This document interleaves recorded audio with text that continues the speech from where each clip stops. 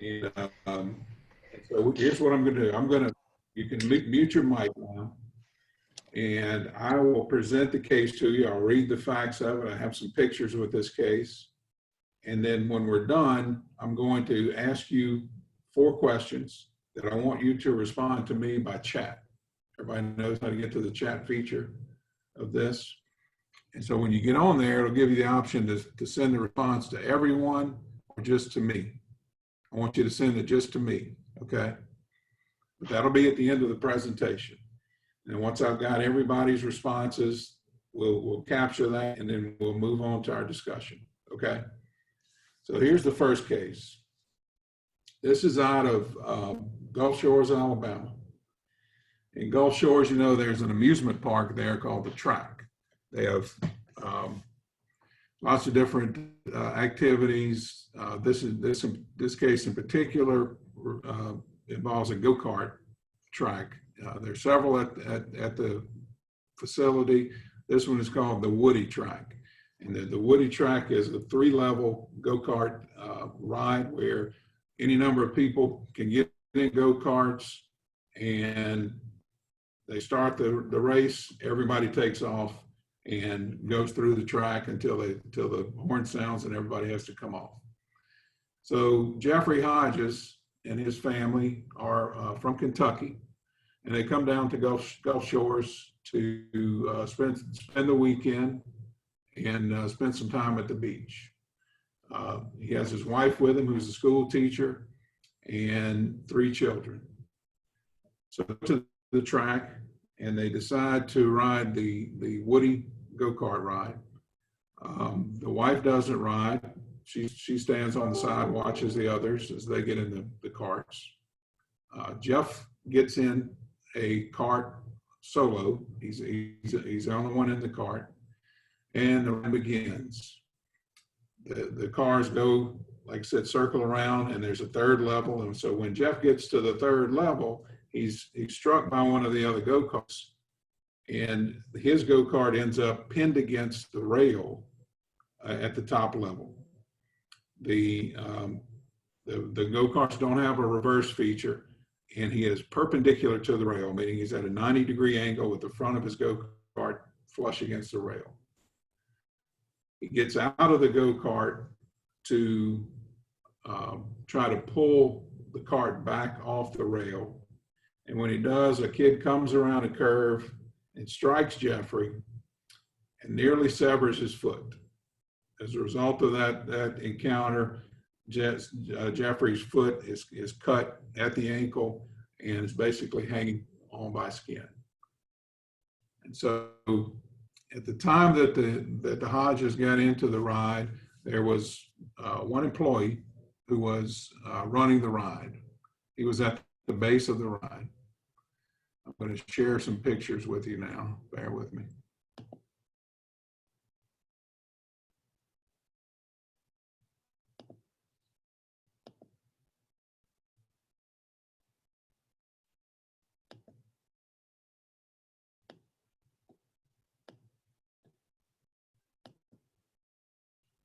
All right, and so these are pictures from the track. You see here with the carts. Can everybody see those pictures? Yes. The carts are lined up at the beginning here in the first picture.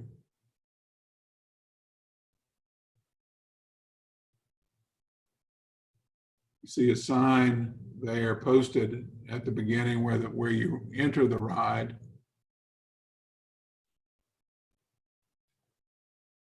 It says, please wait for the ride attendant to scan your points card. This is the beginning of the ride.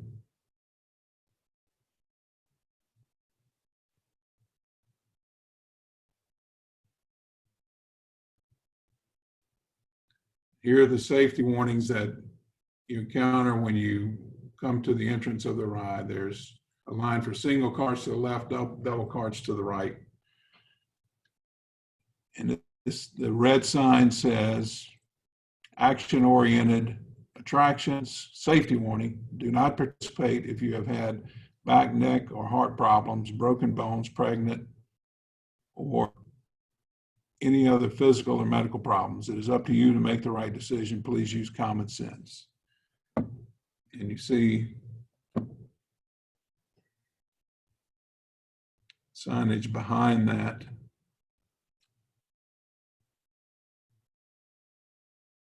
Part of the sign background there, it's not legible. Part of that says, do not get out of the cart on the track.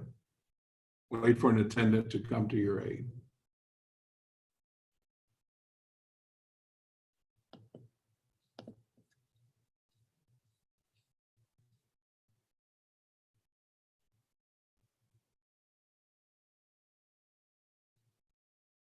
Please remain seated.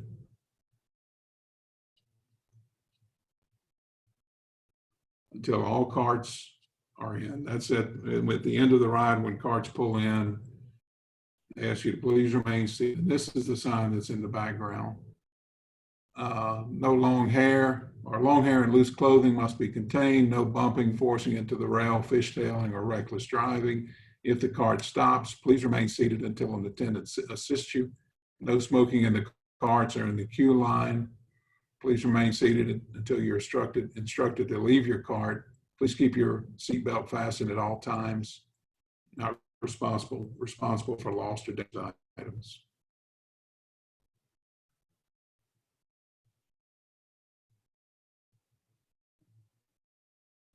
So at the time that this happened, it was the off season. There weren't as many riders as in peak season for the track. And so there were actually 2 attendants on duty that day. One of the attendants, just before this occurred, one of the attendants was on a break and leaving one attendant at the entrance to the ride who operated the ride at the controls there on the base of the ride at the beginning. There are seats that are in place at each level of the ride, of the track, for attendants to monitor the riders.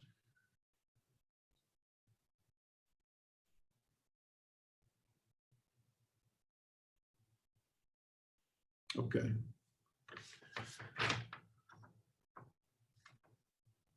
There are cameras in place at all points along the ride. And after you see cameras there, that's a speaker. There's also an announcement that goes out over the speaker on a regular basis that says, please remain in the ride, don't get out of the carts. All right. And there are cameras in place to monitor the ride, but there's no footage that was the track owners and operators did not retain footage of anything that was recorded on the day of the ride. Okay. So I want you to go to the chat and answer these questions for me. The first question is, I want you to take into account the following names: Jeffrey Hodges, the track, the operator employed by the track, or anyone else you feel is responsible for what happened in this incident, and tell me who do you think is responsible for what happened here. If it's one person, just tell me the name of that person. If it's more than one, tell me both names, and I need you to allocate what percentage of fault you think each person or each company has for the incident that happened here.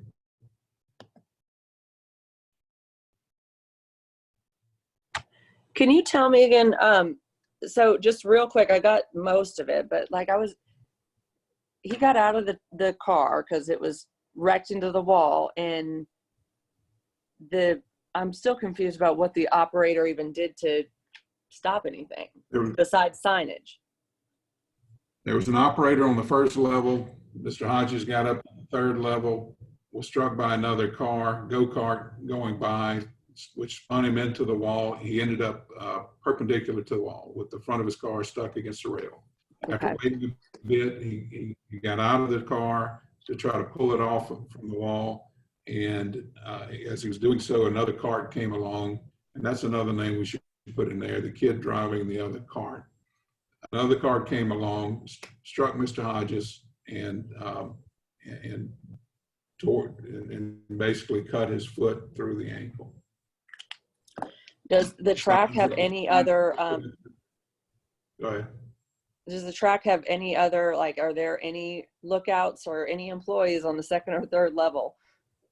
All right, At so all? there were 2 employees on duty that day, but one of the employees had punched out to go take a break, leaving only one employee at the base of the ride, on the first level of the ride, to operate the ride and monitor track cars going by. There were no other employees in the stations provided for employees on the second or third. All right, so those are the facts. But in the course of normal business, would there have been employees on those levels? All right. So based on those facts, and I'm going to ask you later what's missing, but right now, based on these facts, tell me who's responsible for what happened to Mr. Hodges. May I ask one more question, please? For more information, and I want you to wait and ask and tell me that in response to my question. It was actually a point of clarification. Okay. In relationship to it being perpendicular, it was not hanging over the side of anything. It just happened to be turned perpendicular away from the other vehicles. Okay, it wasn't in danger. Okay, thank you.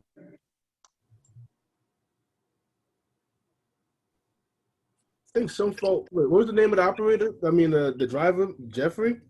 Jeffrey Hodge was the man that got out of the car. Don't know the name of the kid that came along and hit him, or the name of the operator. So just identify the ride operator. I think a lot of the fault falls for him because a lot of those rules and stuff. Give me your answer, and then we'll talk about it a bit. Okay. I think the fault falls with Jeffrey.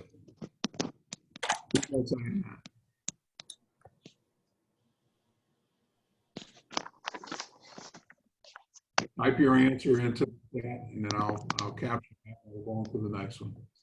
We got Alton, Danny, Jill,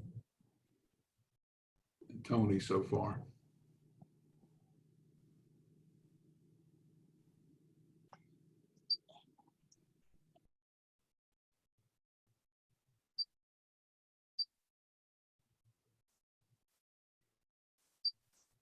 Stefan, you sent in a response?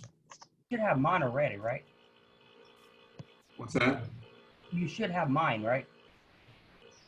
Is it Stefan? Chad. Yeah, I've got yours, Chad. I've got Chad, Danny, Jill, Okay.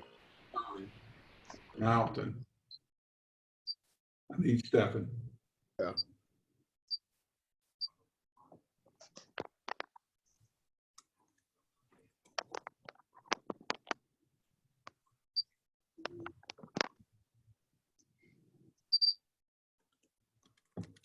Hmm.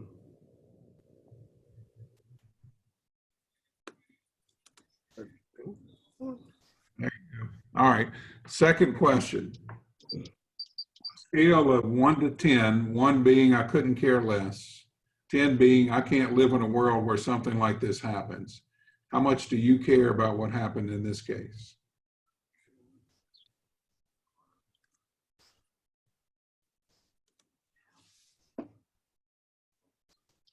Ten is I could not care less. No, 1 is I could not care less. 10 is I can't live in a world where something like this happens. Or anything between.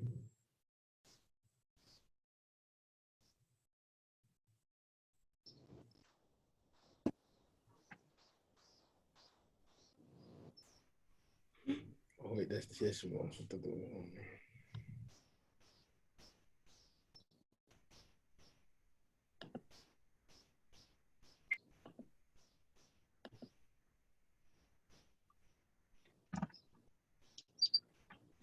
I got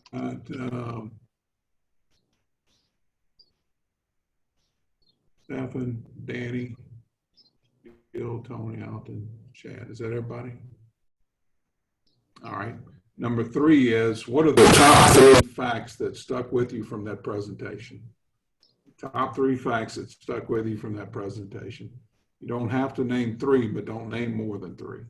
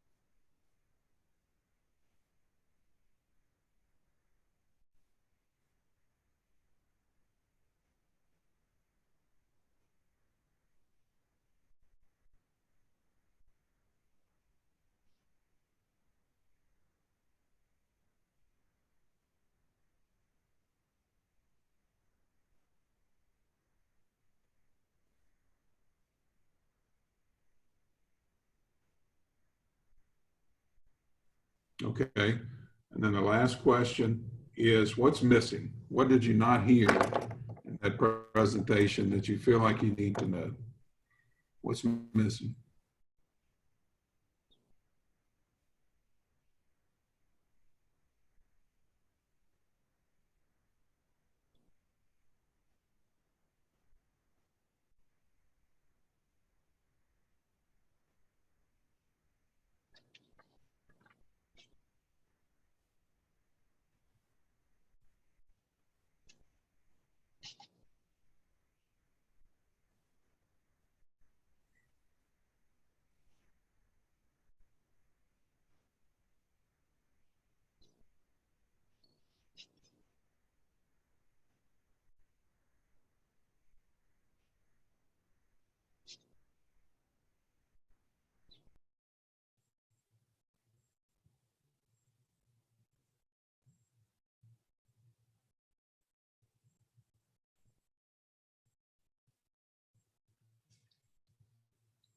All right.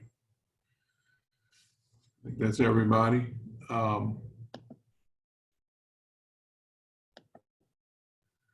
So, Alton, what I want you to get us started here, tell me, you're going to tell me back what I just, the story I just told you. Tell me that story in your words. What happened here? A gentleman and his family were at an amusement park in the off season, so there weren't a whole lot of people there. He got on a ride which contained 3 levels. I did not see any requirements for drivers, such as having to have a certain level of skill or a license or anything like that. So I guess if you're above a certain height, which I'm pretty sure the sign said, you can drive, which means there's a combination possibly of adults and children. The gentleman ended up hitting a border on the 3rd level, and I guess he was scared that he didn't want to fall or whatever the case may be. Regardless, he exited the vehicle because it was perpendicular to the border. He tried to pull the vehicle back and he got hit by another vehicle, and he almost had his foot severed. There was a sign which clearly said, drivers do not exit the vehicle, and even though the circumstances may have indeed been difficult, he still exited the vehicle. Okay, thanks, Alton. Stephen, how do you tell that story? Yeah, man went with his family to a theme park, and there was signs everywhere saying not to exit your vehicles, and he paid the consequences when he left it. I mean, there's got to be personal responsibility on his part. Okay, all right. Tony? You're muted, Tony. Gentleman goes on a trip with his family, his wife and 3 kids. Wife chooses not to ride. He gets into the go-kart. The go-kart ride has 3 levels. There are constant announcements saying stay in the vehicle. It says to exercise common sense. There were 2 attendants present at the time of him getting in. One went away for lunch or what have you. And he had an accident. It was perpendicular.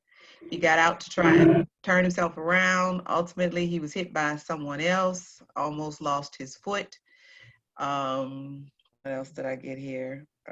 Constant, again, announcements to not get out of the vehicle. Yeah, that was pretty much it. Jill, tell me the story. Okay, so I got basically the same information. Family, I don't know why a school teacher keeps in my head, but a school teacher and I think a couple young children. And the father went to the track in Florida, and it's a 3-level racetrack, and there were signs everywhere saying, you know, use common sense and don't get out of the vehicle. And after going on the ride, the track was short of employees. The cameras were not working that day, and I don't know that they had enough people watching that track. But Jeff Hodges hit the wall on one of the upper levels, got out of the vehicle, got hit by somebody else, and could have been a lot worse than it was. That's basically it. Okay, thank you, Jill. Uh-huh. Chad, tell me, how could this have been prevented? Who could have prevented this injury? Okay, on this one right here, I feel that if Mr. Hodges had just heeded the warnings of what he read and also what he heard to stay in the vehicle and wait for assistance, I think that had he had the patience to stay sitting down and wait for an attendant to notice that he was perpendicular and couldn't move to come help him, I think this could have been avoided. I think that a lot of the liability falls onto Mr. Hodges. Okay. Alton, Mr. Hodges could have prevented this by just staying in the vehicle. Anything else he could have done to prevent this? Well, you know, in just a 5-10 minute timeline, Jill made a point that I forgot about, which was there were only 2 workers. And I mean, if there's a track with 3 levels, and then there's a place where the line is for the patrons, and then maybe even like I don't know if there's a concession stand or something nearby, but that's at least 4 stations technically. And I know the question was, could he have done anything differently? Yeah, he could have stayed in his vehicle, but I do suppose that may be a technicality. If you had 4 people there, 1 person in line and 1 person on every level, there may have been someone to say, hey, don't get out your vehicle. Now, does that make it not his fault? I don't know. Okay. It's a very good question. So you've offered the track could have prevented this by maybe having 4 people, 1 at each level. It's possible. I think Jill is correct. All right. Danny, is there anything else the track could have done to prevent this? And they got signs out that they announce on the intercom. Well, you think there'd be some type of checkered flag or some type of alarm that goes off that they say when you hear this alarm, stop your go-kart. That something happened on a track. You trigger that in a real race. A yellow flag goes up when one of the cars is disabled. Right, but with 3 different levels, I would think it'd have to be an audible alarm. They would say when you hear this foghorn blow, you need to stop your car. There's a situation on the track. Okay. All right. Tony, what could the track have done to prevent this? It needs to be properly staffed. Anytime you're operating machinery and you're taking into account persons lives and you don't know how they're going to respond in situations. As a business owner, you do have a certain level of liability, I believe. So being properly staffed could have been the preventative measure. I like what was just said about the horns. So if anybody did hit the side, maybe some type of alert or siren could be triggered, so that everybody's aware that that's a caution area. I hold both parties accountable for their actions. Has anybody ever worked a ride like this or an amusement park? Fortunately, no. No. No. And so what is our expectation if we go to a go-kart go to a beach town, there's a go-kart track in the off season, what's our expectation then of what the systems will be in place to protect us? Well, if there's 3 levels and there's only like an aluminum barrier, I'm not going up there. There's just the height and the risk of going over the edge is enough for you then. Yes, sir. Okay. Yeah, All I right. mean, I would at the least expect it to be staffed and, just safety. That's they're being negligent by not checking all of those things and having all of those people. The fact that there was cameras there, not that the cameras would have stopped anything from happening, but the fact that there was cameras there and they weren't working that day or whatever. I mean, there's just too much negligence on the track for it to be that guy's fault, even though there's clear signage. Okay. So there's signage, and the signs are there for what reason? And I mean, I'm saying I was just the one saying everybody needs to take responsibility, yada, yada, yada. But I'm kind of playing devil's advocate on this one because when it comes to a jury, and you're looking at, were they negligent? Were they liable? Yeah, to me, the track is liable. Doesn't mean that Jeff made a smart decision by getting out of the car, but he didn't know how long he was going to be up there. There was only 2 workers. And one of them was gone. Yeah, so that's just, I just don't see how any jury could say anything else. But one was gone, but it was still clear that, it was written very clearly that he was to stay in the vehicle at all times.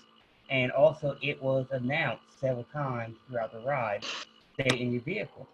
Right. I mean, I don't think the track has 100% liability here. I mean, Mr. Hodges, he left his vehicle and thought, well, I'm going to do this myself instead of waiting for assistance. Again, common sense does rule. Patience does rule. I think that as a society, we're not as patient as we should be sometimes. And I think this is a case where had he been a little patient and waited, he wouldn't have gotten hurt the way he did. All right. So it's easy for us to look back and say he shouldn't have done that because we know what the outcome is. Right. Let's look at what does a reasonable person do in that situation? You're up there, there's one guy at the track, he's down at the bottom, and your car's stuck. Everybody else is riding around having fun. You're stuck against the wall. What's a reasonable person do there? What's the rule we want to set for when they're understaffed, your car gets stuck, and it's either move it or miss the ride? What's a reasonable person do in that situation? I would What's a think good rule? Yelling, trying to get attention. Exactly. Call for somebody. Have some kind of blowhorn or something to alert the driver not to leave his vehicle from a distance. I think a reasonable person is going to sit and wait until the passage area is clear. You are on a go-kart track. You're probably going to sit and wait until there is no danger, no one coming. And a reasonable person would probably try and move the cart themselves, which is why I asked the question about perpendicular. Was he hanging over the rail? Was he in any type of peril? If he was in peril, perpendicular to the rail is not in peril. It just means that you are not in a position where you can continue to drive. All right, let's talk about that. Here's the track. His car's up against the rail like this. Other cars are coming through. Once his car is stuck there, he's sitting in the car, it's stuck. What are the things that can happen there? What's the worst thing that can happen to him as he sits there and waits for the attendant to show up? I think I know what the guy was thinking. He was thinking if another go-kart hit him from behind, he was going to go through that barrier, and he was probably thinking about his wife and kids there as well. Danny, what's the worst thing that can happen if he's sitting in in the first place. Well, he's going to get hit. He's going to get hit, and he's going to get. I don't think it would roll him over, but he's definitely going to get hit by being in that position. And there's going to be lots of people. It's going to be a go-kart pileup on the interstate. Yeah, I mean, and this man is a man with a wife and kids. He could be, thinking about his wife and kids. He could be thinking, man, this track is full of young kids. What if one of them hits me and, goes flying out of the go-kart? Like, he could be worried about several different things. And that would have been his motivation for getting out and trying to just push it to the side. I think even though there's clear rules, I still think a reasonable person probably would have tried to move the vehicle. A reasonable person. Chad, I mean, what risk is he in as he sits in the car, propped against the edge of the track? Is he in any danger there? Only danger that he's in is, as was mentioned before, someone else could have hit him. But again, I mean, the chances of him breaking through the barrier and falling are very slim. So, I mean, I really think that a reasonable person would have stayed in and waited, especially when all these go-karts are zipping around him. I mean, it's like no one would all of a sudden stop an interstate and jump out of the vehicle and let a 18-wheeler, run over them, that's behind them. It's like common sense should rule. It was flashing. What's that, Alton? I didn't say anything. Stephen, what did you say? I didn't think about that earlier. He probably was like thinking if he stayed right there in that spot, he would have to move. Otherwise, he risks getting struck by another driver. I didn't think about that earlier. Is that a danger or is that a risk? Or that's what happens on those cars? You're going to get hit. Don't worry about that.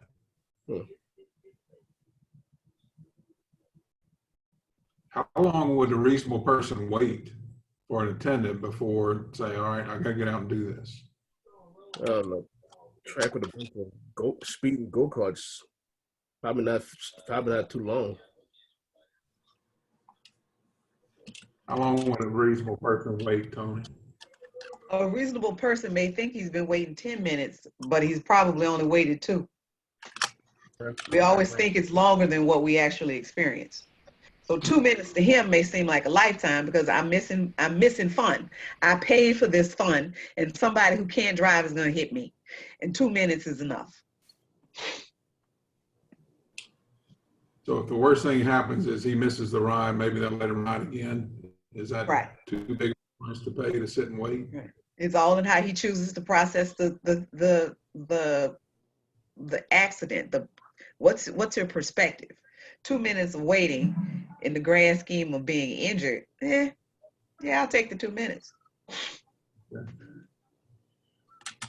Well, let me ask you this. We get to the end of these cases and we talk about what happened. We talk about what the folks could have done to prevent this. I want you to help me with why did this injury happen? What's behind this? Why did this happen? 1, the company failed to honor the procedures that they had in place. And 2, someone didn't exercise common sense. All right, let's take both those. Why did the company not follow procedures? And are you talking about staffing? Correct. Why were they under? Because if you are, in my opinion, if there are 3 seats available and there's an attendant at the beginning of the ride and you're operating that, there should be a reasonable expectation that it's going to be staffed properly. Recognizing that it's the off season. I'll take that into consideration. But again, it's not like you're putting someone on Ferris wheel and they're just going around in a circle. That ride has multiple attendants for a reason, because there's a greater likelihood of danger. So because there is a greater likelihood, you made a conscious decision not to use caution. Right. Alpha, why were they understaffed? Well, if I heard correctly, one person was using the restroom. Now, why didn't they have someone in the line and on 3 levels? That's a very good question. Danny, why were they staffed the way they were? Well, they're trying to save money because it's the off season. Business 101. Payroll. That's the best way to save money. How much do you think they pay the operators? They might be making $6 or $7 an hour. So if the owners of the track, okay, if we have to have 4 people running that ride at say $50 an hour for the 8 hours, that's $400 to fully staff that ride. We can't open it in October, November. So the choice is we'll open it and so that people can come ride it while they're in business in town, but not going to have a full staff, or we just don't open it at all. What do you say to that? They made a choice to poorly staff their facility. As a result of that, someone was hurt. Now you have to pay. Right. I mean, we've gone They to settle for $1 million. They're gonna go ahead and staff it then. Right. I mean, but we go to Disney and Disney says this ride isn't open for this time for whatever reason. If you're a business person, you should have been paying attention to your trends and you know what your most popular rides are. If that's the case, you need to staff the most popular rides, maybe rotate them, have them open at a certain period of time. You're a business, think like a business owner. Okay. That's right. All right. Chad, what's behind this staffing situation at the track? I mean, staffing situation, like everyone said so far, off season, you cut employees to save money. You don't expect that many people to visit your facility.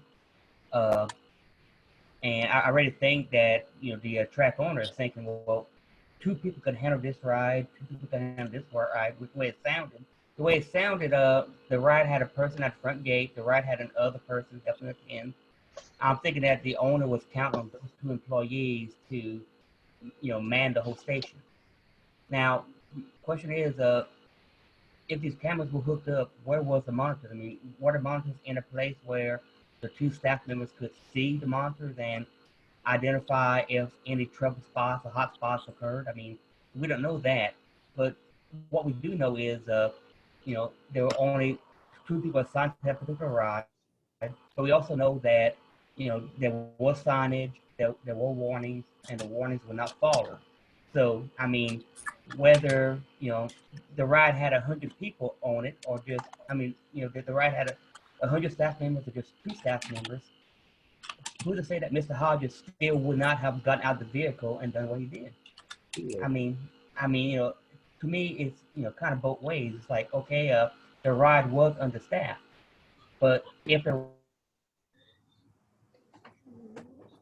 But Chad, I'm hearing you to say, I just can't get over the fact that there's signs telling him not to do it, and he did it anyway. Exactly, and I just think that even if the ride was 100% staffed, if they had 15 people overseeing the ride, and Mr. Hodges was in that position, I mean, who's to say that he wouldn't have done the same thing that he did, regardless of how many people were actually overseeing the ride? And so, if we're in the jury and we're trying to decide this issue, we all have to agree on this. We don't get to go home. And just, I'm not saying everybody is, but just say everybody else has said. I'm saying the track made that choice. And the consequences of letting it go understaffed, if somebody gets hurt, responsible. And what's one thing you want to hear? What's one thing? If one thing changed, what would make you agree with the rest of the group? Rest of the group? I mean, I don't know. It's like, you're okay with the track is responsible. What is that one thing? Honestly, I think that the track is partially responsible for not having proper staffing. Okay, I mean, I think that the track does hold some responsibility to it, but Mr. Hodges also holds a great deal of responsibility. I mean, it kind of goes both ways. I mean, I feel that, you know, if I was on a jury, the way I would break it down is Mr. Hodges 50%, the track 25%, and the person that struck Mr. Hodges another 25%. I think, you know, that's how the percentages will fall. But if I were to, So, and that's, may I ask a question? So you're gonna hold the other driver accountable in the accident? The As one if that, it were like a normal accident on the road? well, I honestly I would, because I mean he struck Mr. Hodges. He apparently wasn't paying attention and he didn't Man, see that that could have there been an was a bird 8-year-old kid. standing. Yeah, it was a kid. That's an As a amusement kid. ride. Well, That's an amusement ride. well, I don't know. I mean, an amusement ride is a ride where you sit down and it goes in circles. I mean, this right here, it was. I mean, whoever was driving that vehicle, he was driving a circle, but he had control of the vehicle. Ooh, And you harsh. You harsh. well, and well, I'm sorry, but I'm just saying that. I mean, and also, I mean, he could have been a kid, 8-year-old kid, but he also could have been a 25-year-old person. I mean, we don't know that fact. so let me try one more time, Chad. Okay. That's how you feel based on what you've heard. What would be, if you could change one thing, what would that one thing be that where you would say, okay, I'm not going to fault Mr. Hodges for getting out of the car? What's the one thing you will need to hear before you change your mind? Okay, I would really need to hear that there were no warnings, that there was no written signage out there, and that, you know, he was complete. I mean, I would have to hear that he was completely ignorant of that rule, that he had never heard it announced, that he had never read it, and that it was never read to him by the attendant. I mean, I would have to read that the attendant never pointed out the rules to Mr. Hodges, and hear that there was no speaker saying stay in your vehicle. Okay. I mean, Now, I would have to hear that. What if the owners of the track say, listen, our rule, we told these two guys that were running the ride, we weren't there with them when they made the decision for one to take a break and one to keep going, but our rule was that you can't operate it with less than 2 people. So they should have shut down the ride until the one guy got back from break. Well, here's Okay, first and question. Uh-huh. So if there had been 2, do you think it's more likely than not that this would not have happened if there had been a second person on duty at that ride? Who thinks that would have changed anything? I think it would have changed. There could have been more eyes on the situation. Well, maybe more arguing situation, but still, I mean, how long did Mr. Hodges actually wait in the vehicle before he got out? I mean, why are the track attendants? Why Okay. Why would you hire track attendants? Right? Wait, can y'all hear me? We can hear you. Yeah, go. Why would a company even hire track attendants if they're not monitoring the track? Like I've been in a lot of accidents on go-karts, and within 5 seconds, there's someone blowing a whistle and yelling and telling everybody to slow down and coming and getting me out of the way. I mean, I don't understand what the point of a track attendant is if all they're doing is taking your tickets and not monitoring for safety. Yeah. So you want to hear more about what the one guy was doing, right? What the driver?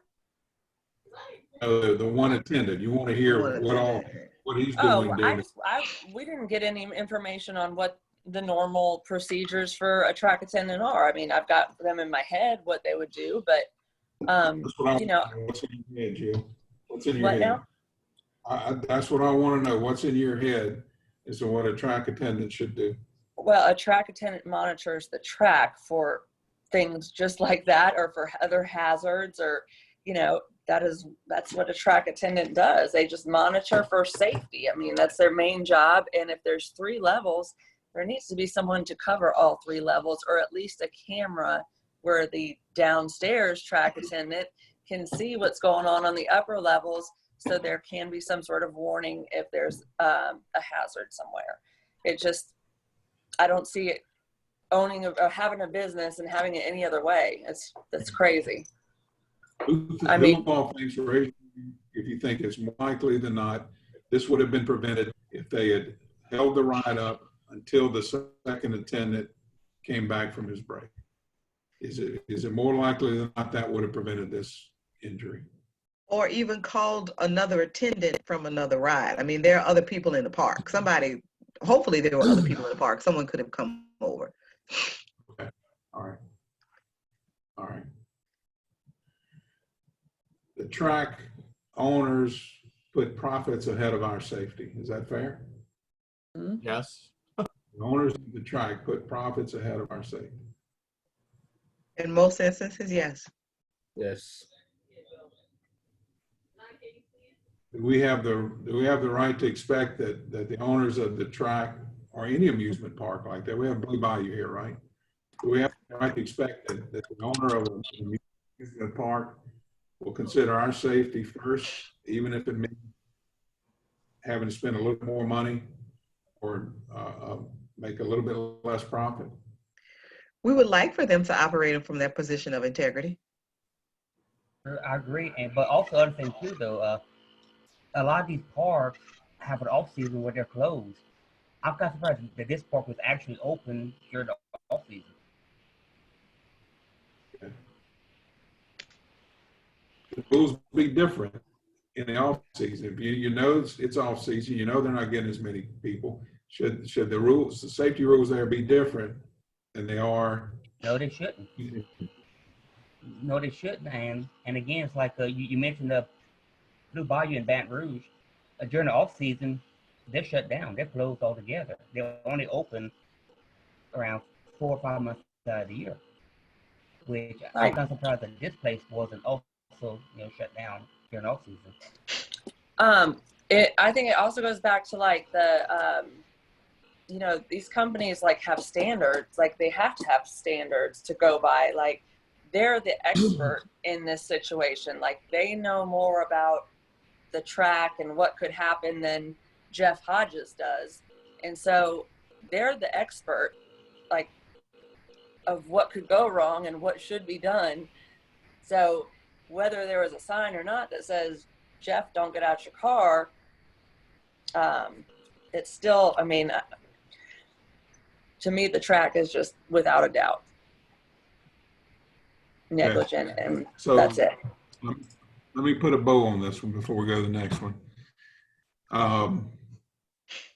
If an expert in amusement park rides takes a stand for Mr. Hodges and says, here's the rule, here's the industry standard for operating a ride like this. You have to have someone in place wherever it takes on the ride. You have to have someone in place to have eyes on every portion of the ride. There has to be an attendant in place that allows you to see the entire portion of the ride. And then secondly, if I tell you that, what if you know that the law is that if Mr. Hodges is even 1% at fault for what happened here, he gets nothing. Anybody who has any responsibility, even 1% for their own injuries, cannot collect any money from the folks that are 99% at fault. What do we do with this? Mr. Rogers is gonna be stuck out. Made it pretty plain. He can't collect. Say that, Tony? Yeah, because he's gonna be stuck out because he clearly violated the rules that were present when he got on the ride. It says exercise common sense, stay in the vehicle, and then there were the overhead announcements saying to remain in the vehicle. If that's the case, he's gonna be without this time. Okay, Chad, what were you gonna say? I agree. I mean, because I believe that it's obvious that although the ride may be understaffed, Mr. Hodges did know the rules. He heard the announcements, but he took it upon himself to get out anyway. So I mean, he does bear some of the liability. why would the industry, the amusement ride industry, have a rule that says that there has to be someone who is close enough to any portion of the track so that they have eyes on every portion of the track? Why would they have that rule? And of course, I do feel that the track was understaffed, and that's why the track does bear their portion of the responsibility. But on the same token, Mr. Hodges took it upon himself to go against the written warnings and the verbal warnings, and he got out of the vehicle. So although the track has liability, so does he. All right. And so to finish off, if the Hodges come in and show you that because Mr. Hodges had this injury to his foot, it has been a setback in terms of what he's able to provide for his family and the quality of the life of his family. It's a setback of $1 million. And so if you know that the track is 99, or if you feel that the track is 99% responsible for the doing without $1 million, and Mr. Hodges is 1%, we can leave here saying that's the rule. He can't collect anything on the track. I'm sorry to hear the last part. We can't what? We can leave here good conscious saying that's what the rules are, and in spite of the fact that they're responsible for $999,000 of his family's losses, he can't collect anything from them. We're okay with that? That's like riding a motorcycle or smoking cigars or whatever. It's a choice. Ain't nobody make him get up there. Okay. And then maybe we need to look at revising the rules so that it's more equitable and gives consideration to things like that. All right. Very good. Let me get the other case, next case in, and